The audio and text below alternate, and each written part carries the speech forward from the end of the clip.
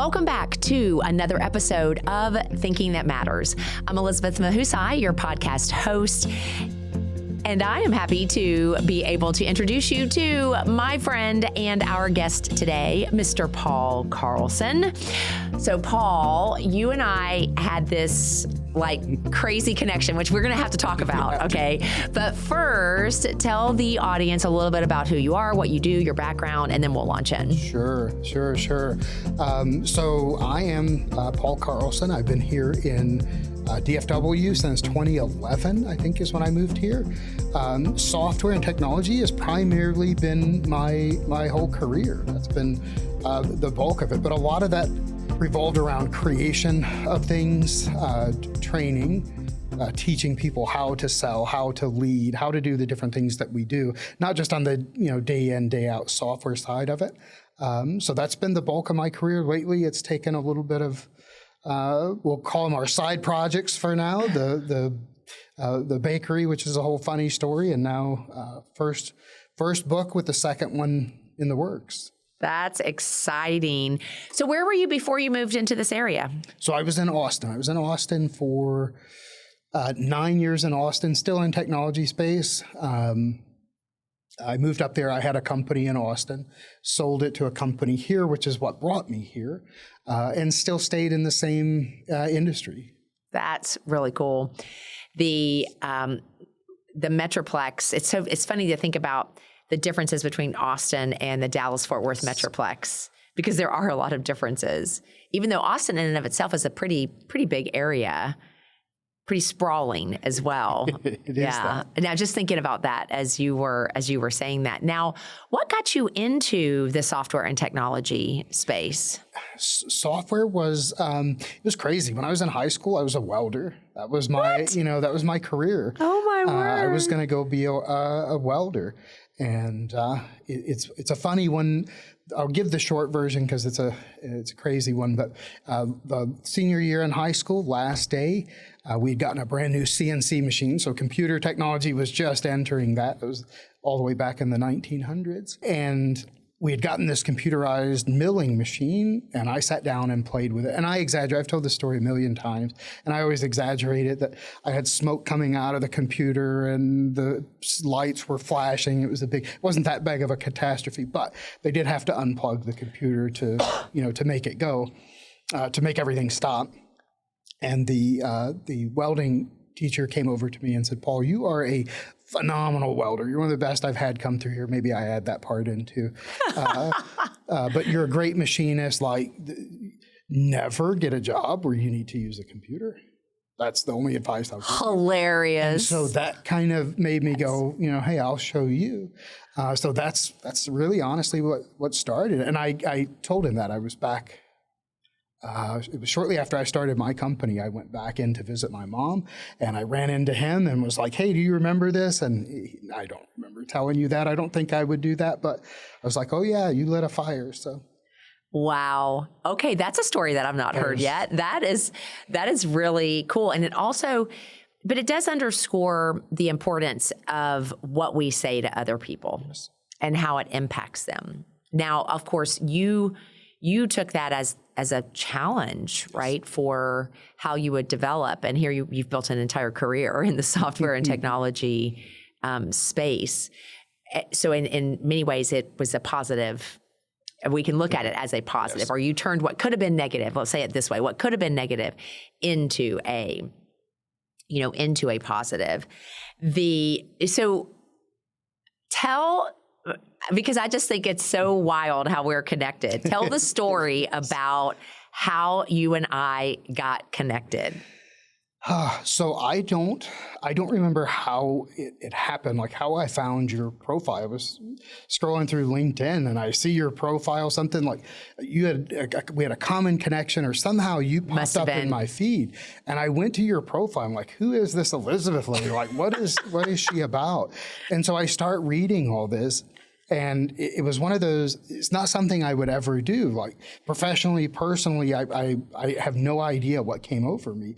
But I sent you a message and I was like, you are living the life that I want. You're a published author. You're a speaker. You train leaders. You train salespeople. You're living the life I want. I have to know you. Like, I have to know how you did this. Yeah. And then here we are. I know, all these years later. So, okay, my side of this story is I see the end mail because we're not connected yet, right? And because I have Sales Navigator, I'm able to see it more easily. And so I remember reading it and going, "Wait, what? like I've got to read this again." And then of course accepting the connection request. And I know I responded politely. Yes. I don't remember exactly what. I should have thought to bring that up. We can show it on the screen, but. And then we started having this whole conversation around where you are, what you might want to be doing. And so it's been really cool to just the way that, not only the way we got connected, but then how the Lord kind of interwove some things where that's concerned. And so I'm curious, just thinking about that, because you said it's not something that you would think you would typically do. I know there are people listening where maybe we're going to call it a nudge. They've had that nudge. I should reach out. I should try to connect with this person. I should learn from whatever it is. What would be your encouragement to the person who is fearful of reaching out? I think you have to go for it because, if we look at what the outcomes could have been, you could have never read it. And right. I just put myself out there and no. And like, I went back and read that thing a dozen times before you replied. And I'm like, what is wrong with you? Who does this? Like, but I was there was conviction that this is what I want to do, but I don't know how to get there. And so that was probably a big takeaway from that is it's possible. You can get here. You just have to put the work in. You have to go. I can't say you have to go this way because the way I got here is not the way I would encourage anybody to get here. But you just have to do it. You have to take the shot. Don't focus so much on the worst case because, again, the worst case is you don't read it. Maybe you come back and go, "You're a weirdo. I'm going to get you kicked off LinkedIn." Like, who knows? Or it goes this way where we have this. I just spent better part of an hour and a half with Fred, had most amazing For those of you who don't know, Fred is my husband. So, and we just had amazing conversation that it was like two old friends connecting after, it was great. Everything was positive. So you don't know that you're going to get here unless you take a step. You take a step. I know I think in a world where everyone tries to oftentimes overly craft, whether it's what they say, how they dress, how they present themselves, it's like, how many opportunities are we missing because we're too busy overthinking? And, and so that is, so I love when you tell that story because it is the wildest thing, and the other thing that it says to me too is like what we post matters. Yes. And that in an ideal world, what you post actually aligns with who you are and what you're doing. So that's important too. But nevertheless, we are here. And the cool part is you have a published book coming soon. Okay, so I know there's so many things we could talk about, but I'm so excited for you. So tell us about the book. Sure. The book is one of those, you talk about the interwoven twists and turns and the path. The book started as and I had said this when I met you, like, I want to be this wasn't the one that was going to make it published because this is very personal. This is there are details in here that I have family members that are going to read and go, oh, hold on a minute. Yeah. This, so this was not one that you just rush out and go, yeah, I'm going to do this. But when I go back and I look at all the things that happened to get it to this point, I have to. Some of it came from, if we look at how the book came about, right? So I sat down, I was just I had every emotion. I had anger, I had rage, I had hurt, I had sadness, sorrow, like everything just rushing through me.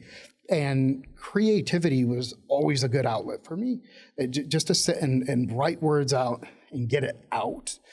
But it was also a safe way to do it. because I could do it and I could keep it and nobody had to see it. It's just like journaling. Right.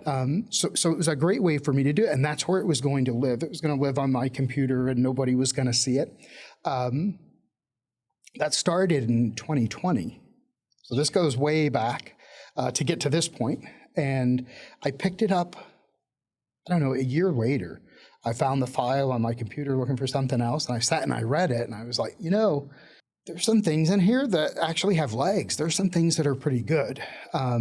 We have to get rid of the, oh, look what you did to me, and look what this person said, and all the name calling and blaming and finger pointing that was going on.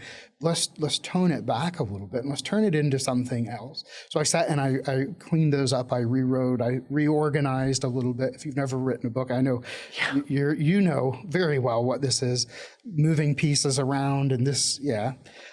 So I went through that process over and over and over again. And then, fast forward into late 21 into 22, that whole journey took me places I never thought I would go to, or those years did. I started meeting people and I would go, oh, I have something for you. And that was a funny thing at that time. I didn't fully understand. Not only was I having people put into my life that were important, I was having things given to me that they just didn't make sense. Why would this show up? And then I would find somebody that needed exactly that thing. So I started finding these little pieces in here as I would meet people and go, read this and tell me what you think. And not always, but a lot of times it would be something that hit home. It struck a chord. It helped somebody. And then that changed my perspective on, this is not something that's going to be for me. Somebody out there is going to need something that's in here. So let's change this again. Let's clean it up a little bit more, and let's make it into something somebody could use. So that's how we got to this point with it, is us doing it. And I've been not sure about publishing even before. I had met the publisher. I met with the publisher. We talked. I was ready to go, and I had to sit down with my wife and say, hey, you haven't read this book yet. There's something you're going to read we need to talk about. And I was still at that point contemplating, do we even do it? Do I even pull the trigger? Because it's hard to put this level of personal detail out. But I believe somebody is going to benefit from it. Yeah. So when you think about the fact that well, first of all, the book is called, give us a title. Sure. Show us. I brought my little pre-copy here. Yeah, Where Are My Feet, which is an interesting, and I was working with the artist on the cover, and I don't think I told you this, but she had sent a picture that had the beach and it had a pair of feet, and it said, where are my feet? And I showed it to my 8-year-old, and Jace looked at it and goes, where are my feet? They're right there, Dad. What is wrong with you? You can't do that. And so I sent it to Tracy, and she laughed. She goes, yeah, we can't do that. So that's funny. I love it. I can see your 8-year-old Jace is responding in that way, for sure. So where are my feet? And it's searching for solid ground. Searching for solid ground. And so, I personally, just having gone through the book writing process multiple times, I recognize that titles are significant. Tell us about the significance behind your title. When we look at this, and I talked about this being, a difficult one to put out, and I debated, do I do it or do I not? And then I started looking at the next project that I'm working on and some of the other things that are happening too. It has to be, because if I had to take one key point from this book, it's about personal ownership and personal responsibility. So this isn't about everybody else. This isn't about what's happening around me. This is about me, what's happening right here, because this is all I can control anyway. This is what's in my control. And that sets, again, the stage for some of the other things, unintentionally. None of that was planned.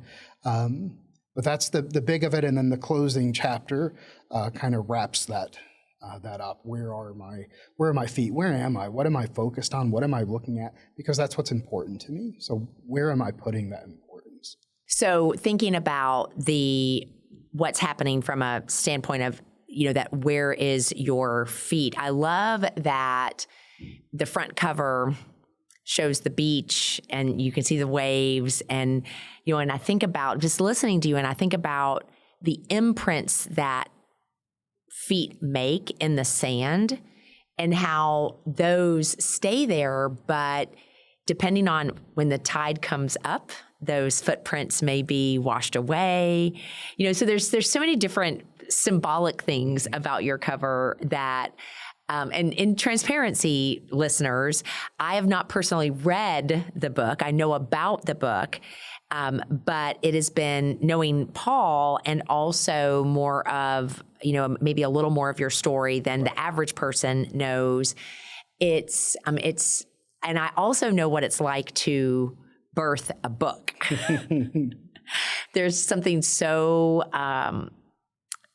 spectacular, and those of us in the writing world, we do call it birthing because, as a woman who's birthed 2 children, naturally, I might add, there's a lot of pain, but then afterwards you hold that thing and you're like, it was all worth it. It was all worth it. And then you want to do it again.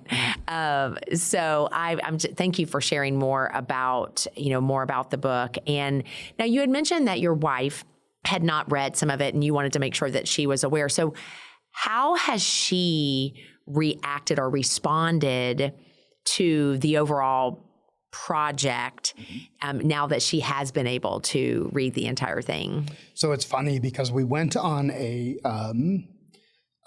period as it was writing. It never came up in the beginning. It was probably 2 years in before I ever even mentioned it, that it was going to be a book.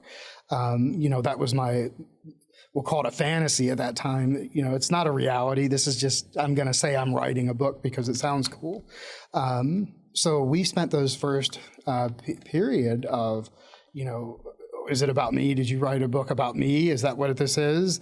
And, I said, no, no, it's not. It's really not. I don't think she was convinced.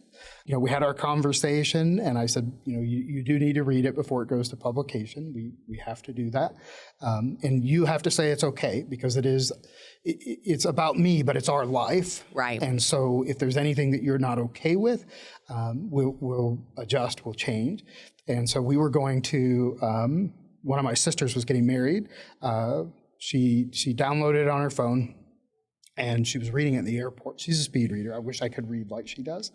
She's reading it in the airport, and I couldn't stop staring at her. When she's beautiful, and I can't stop staring at her, but I was waiting for something, a smile, a frown, a rolled eyes. This is your wife reading? Yes, okay. Yes. And so I'm just like, I can't stop looking. You have anxiety. Holding your breath, literally. Like, oh, call the time for this flight. Let us get on board because I can't do this. And I look over at her at one point, and she's got tears coming down her face, and she's probably going to kill me for saying this. She's got tears coming down her face, and I was like, are these good? Are these, what is this? And she goes, no, they're good. You're okay. And, I asked, I said, do you mind telling me where you are in the book so I can kind of do this? And, part of me was judging how much more I'm going to have to wait, but part of it was seeing what had the impact. And there's a title in there, one of the chapters, Teamwork Makes the Dream Work. And this centers a lot around our son and the things that we teach him. And that there were things in there that touched her about him. So we get through all of it. She reads the whole thing. And like I said, I think she read it on the trip back. She had finished it. And I was like, what do you think? What do I need to change? And she said, no, it needs to be published. It does.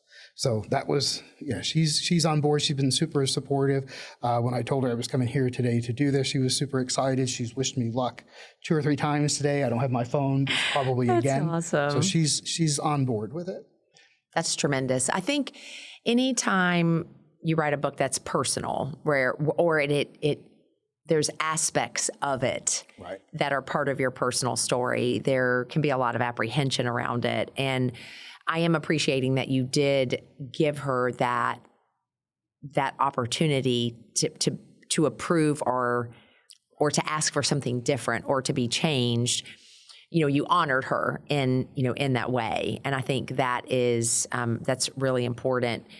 where that's concerned. So for what are you thinking is your timeline for it actually being available for either pre-purchase or purchase? I'll discuss with the publishers again this week or next. We're ahead of schedule. That was a positive. The editors got through it until I started changing things again. They were done before Thanksgiving, which was a month or two ahead of schedule. So we're thinking right now, February, maybe Valentine's Day. That'll be her Valentine's Day gift. That's where I'm thinking right now, February. Okay, that's exciting. Some moments it is, some moments it's, are you sure you still want this out there? But yeah, it's exciting. I'll be ready for it, like you said, to be birthed. I'll be ready for it to be. Yeah. Well, and it opens doors, that might previously not have been possible where that's concerned. Yes. So when you think about what you hope someone gains from reading the book, what would you say that is?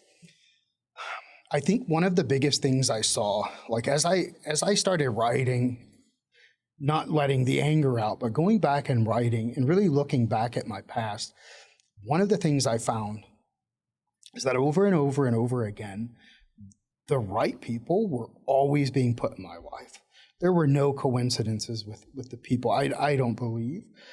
People that were coming into my life, and there were some people that were coming in with hard lessons to learn, but a lot of them were coming in just, these were the right people. These were the people that I needed. And as I started sharing some of these nuggets of wisdom, or these ideas with people to help them get through these situations that I had also been in, I started realizing that not everybody has that, or maybe they're not seeing it as what it is. Just like the teacher in high school that said you shouldn't do this. I took that as a challenge. I took these people as they were put here for a reason. They have something to give me. So one of the things I started seeing is that not everybody is blessed the same way I was to have these people that helped me get through all of these things. So my hope is that I can be that person for some of them, and share these stories and see it impact other people's lives the way it did mine, because they really were. They were big things for me. Everybody else may read it and go, okay, I get it. But they were big things for me. Well, I think in every story, though, and I know the book's got multiple stories in it, that some are going to resonate with certain people and others will resonate with different people. And that's the value of reading any book. Most of the time you're resonating with some, maybe not all. I mean, if you resonate with all, there's a problem. Maybe. Yeah, depending on the book, right?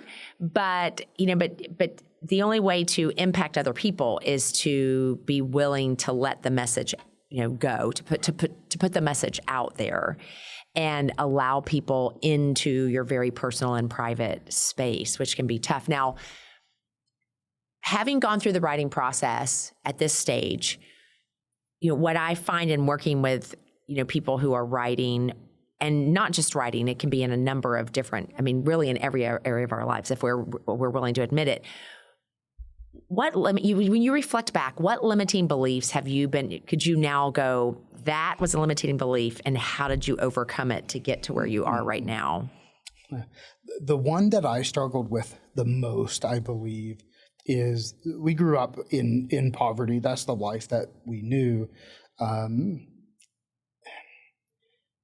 My own thought was, you're poor, therefore you're lesser than, you're not as good as anybody else because they have things, or they have money, or they have, they're better because they're poor. You're not good enough. And so coming through high school, that was a struggle. And there were good days and bad days. I don't want to say every day was, down in the dumps, you're not good.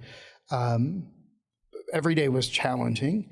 When I came into software, I can remember, when they described the job, you're going to be standing in front of people all day talking. And I said, I don't know if I can do this, because I get sick to my stomach just sitting in a conference room full of people that I work with that I have to talk in front. I don't know if I can do this. I'm not good enough. I'm not smart enough. These people are all going to be smarter. So there was always that, you're not enough. When this came along, the first run at publishing was the same thing. It's not going to be good enough. Don't do it. And so the negative self-talk that we all struggle with. I'm not good enough. Everybody's looks different.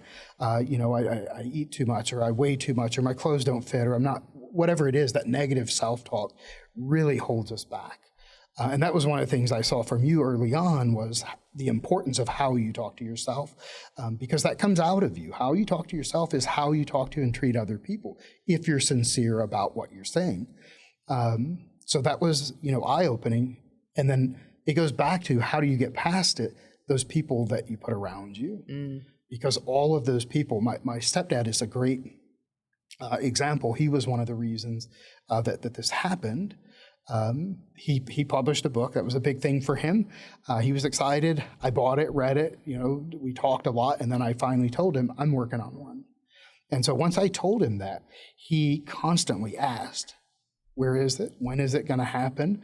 What's the story? I sent him a copy, and I sent him the PDF version, and he said, I'm not going to read it. I'm going to wait till it comes out, because I need you to do this. Finish it. He wants you to finish it. And so I had gone back through, when I was working with the publisher, I had gone back through some messages with him. And it was November of that year. He had sent me a message that there was a graphic, and it said, don't give up on your dreams because you think they'll take too long. Time is going to pass anyway.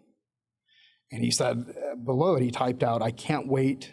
I can't wait till you get your book published. I'm excited to read it. Well, what he didn't know is one of the chapters in there is about time passing. And again, he didn't know. And so that kind of nudged me. But it still sat. It didn't go anywhere. And so over the course of this next period, he just kept sending me pieces of scripture, words of encouragement, things to get me going. And I didn't know why. Right? I didn't know what this was about. He unexpectedly passed before this got to publication. So he didn't get to read it, and that broke my heart that I let it sit. So don't wait on your goals, because you'll have that regret. But it also, there was a chapter in the book that hadn't been written. And not only had it not been written down, it hadn't happened yet. And I didn't realize that. And it was put in there, and it explains it. The chapter titled Grace it just hadn't been written. And so once that was written, then it was my commitment to him that this has to happen. It will happen. And so that was really the motivator behind it, to make it go. And I can't quit, because he's watching me and I can't let him down. I love that, how you said, don't give up on your dreams. Time is going to pass anyway. A previous guest that I interviewed, one of the things that a friend said to her, because she was thinking, I'm too old, it's too late to do what I actually have dreamed of doing my entire life. And she's like, I'm 40, I'm too old, it's too late. And her friend was like, or I'm about to turn 40. And her friend was like, well, you're going to turn 40 regardless of whether you do it. So why not do it? And so that's right in alignment with that. I think that we talk ourselves out of taking action because we have convinced ourselves that, either it's too late or we're too old or it'll never happen or it'll never be good enough. And that's what I see a lot for people who are really wanting to push. They want to be published, but they get into this, it's not good enough yet. It's not good enough yet. It's not good enough yet. And, you can spend decades editing a book, Yes. right? Yes. And hanging out on it. And it's like, how many people are waiting to be impacted, even if it's not perfect, which is rarely ever the case anyway. But that's a whole nother episode. So tell me, in this journey of getting to where you are, how has faith played a role in your personal and professional development? man, that's what grace is about, right? When I look back at that and I talk about the things that that didn't happen or the things that did happen when they happened, I think there were a lot of things. I'm a bull in a china shop sometimes. I just want to full speed ahead, let's do it. And I feel like God gave me a lot of pauses along the way. When they initially happened, I thought, oh, this is a stop, something's wrong, I did something wrong, I'm not doing things right, whatever. Looking back on them, there were a lot of pauses. The same thing with the book. If I'd have gone to publication with the first copy, nobody would have wanted to read it because you'd got to the third page and going, man, everybody this guy knows is, so it was a pause, and I didn't know why. It was time to go back and reflect and change my heart is what had to change, and stop looking at other people and start looking at what are you doing? You're a part of all this too. There's one common denominator in all of these factors. That exact sentence. Yeah, that exact sentence is in there. I am the common denominator in all my problems. But that was, that was the big piece. All the pauses, how I lead at work is, you hear people all the time say, oh, there's not really a book on parenting or how to be a leader. And it's like, no, you know what? If you read it, there is a really good book. And it's the same book that answers a lot of the questions in both of those. So how do we lead with compassion, with kindness, with, I don't want to say sternness, but conviction. Conviction. What we do. I think conviction is a good passion and conviction. Mm-hmm. And how do we, well, it tells us how. And what book is that? That would be the Bible. It doesn't matter which version. There are just so many stories that, whether it was a parable that Jesus shared to a whole book, we were talking. I had made the comment earlier. It was funny, out of the blue. We were talking about my stepdad. He came into my life at a pivotal point. I was 13 years old and not making very good choices.